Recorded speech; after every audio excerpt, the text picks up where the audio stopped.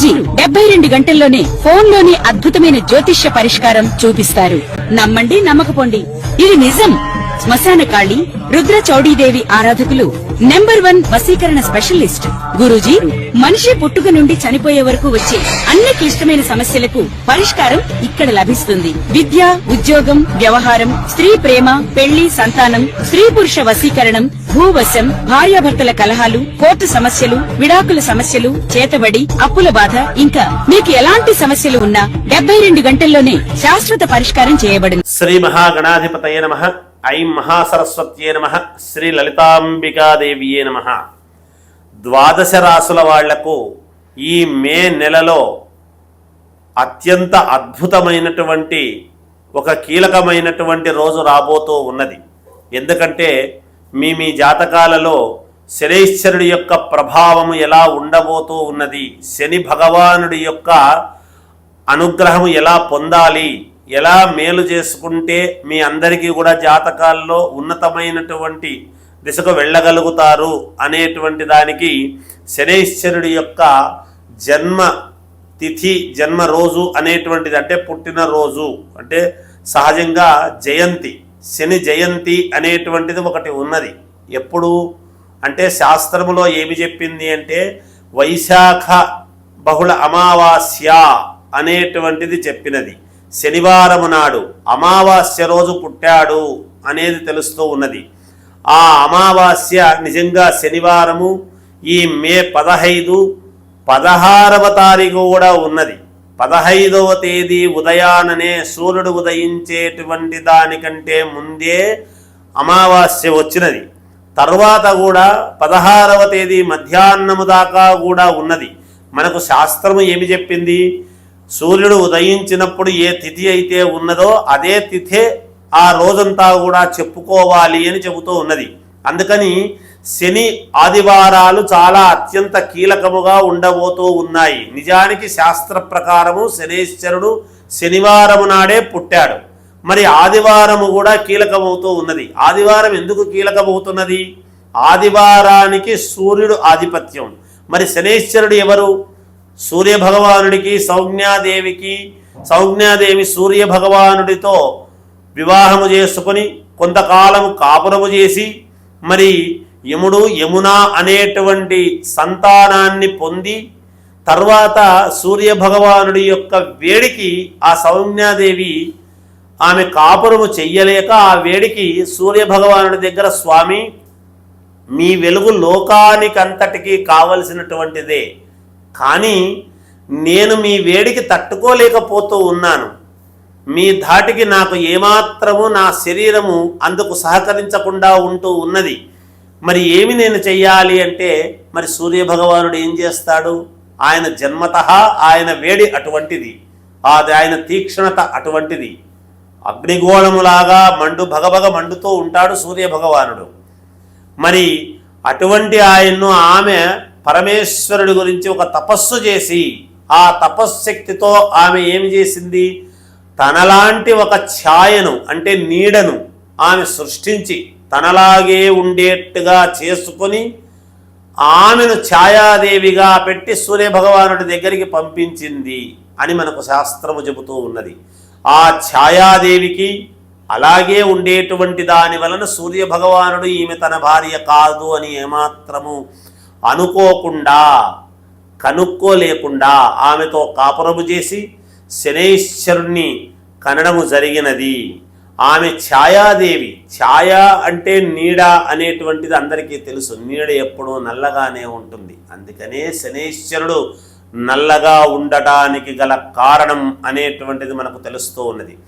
ఆ విధముగా సూర్యభగవానుడి యొక్క అనుగ్రహము మనకు కలగబోతూ ఉన్నది.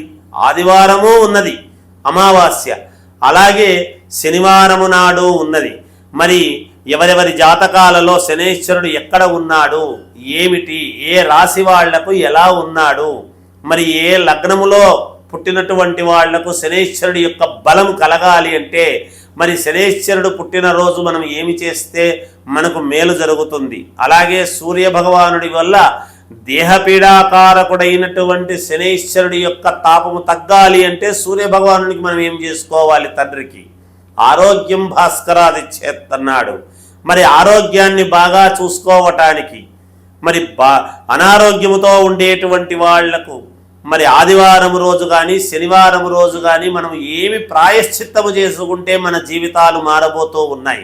ఏలనాటి శని ప్రభావం ఉన్న వాళ్ళకు కానీ, అర్ధాష్టమ శని ప్రభావం ఉండేటువంటి వాళ్లకు కానీ, అలాగే శని మహాదశ అని నడుస్తూ ఉంటుంది చాలామందికి.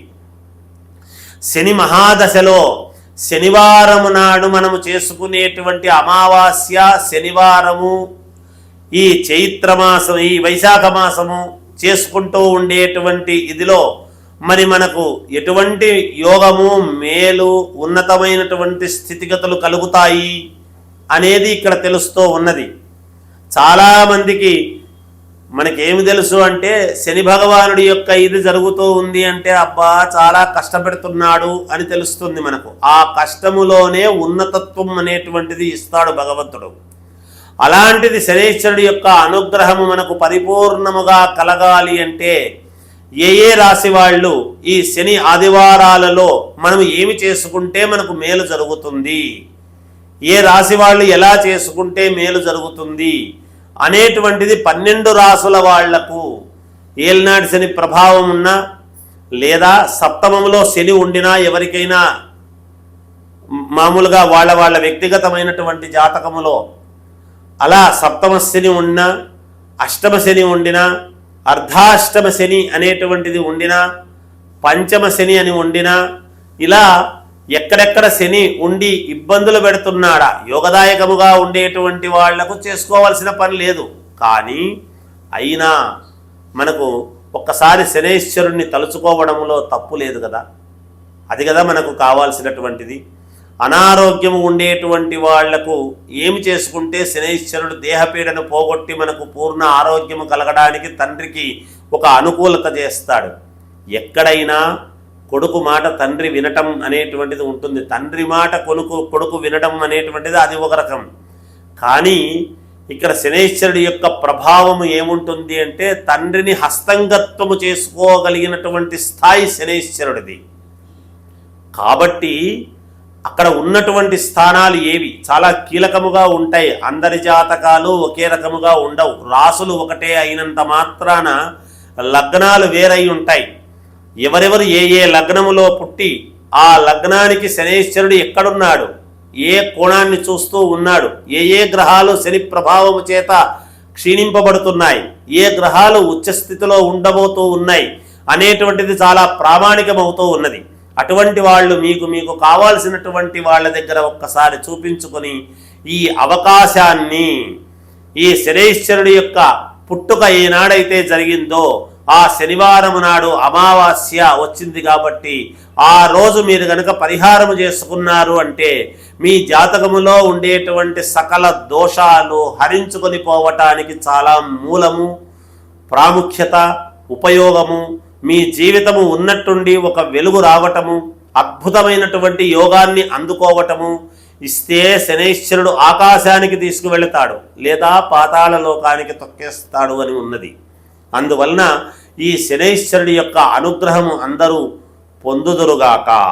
కర్కాటక రాశి వారికి శనైశ్వరుడి యొక్క అనుగ్రహము పరిపూర్ణముగా కలగాలి, శనైశ్వరుడి యొక్క దోషము పోగొట్టుకోవాలి, అన్ని పనులు నెరవేరాలి అని అనుకునేటువంటి వాళ్లకు ఈ శనివారము నాడు మీరు చేయవలసినటువంటిది ఏమిటి అంటే ఒక తమలపాకు తీసుకొని దాని మీద కాస్త బియ్యము ఒక పిరికెడు పోసి ఆ బియ్యము మీద ఒక ప్రమిద ఉంచి నువ్వుల నూనెతో దీపారాధన అనేటువంటిది చెయ్యండి. శనైశ్వరుడు ఓం శనైశ్వరాయ నమః అనేటువంటి మంత్రాన్ని 27 సార్లు చదవండి.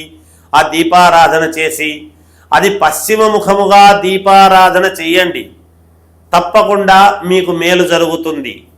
ఎవరైనా ఆరోగ్యపరంగా అనారోగ్యపరముగా ఉండేటువంటి వాళ్లకు ఆరోగ్యము బాగుపడాలి, సూర్యుడి యొక్క అనుగ్రహము కలగాలి అనుకునేటువంటి వాళ్లకు ఇదే ప్రకారముగా దీపారాధన చేసి మీరు గోధుమలు దానము ఇవ్వండి. ఆ రోజు ఎంతో కొంత దక్షిణ పెట్టి అయ్యగారులకు గోధుమలు దానం చేయండి, తప్పకుండా మీకు మేలు జరుగుతుంది, ఆరోగ్యము బాగుపడుతుంది అని తెలియజేస్తూ జయోస్తు.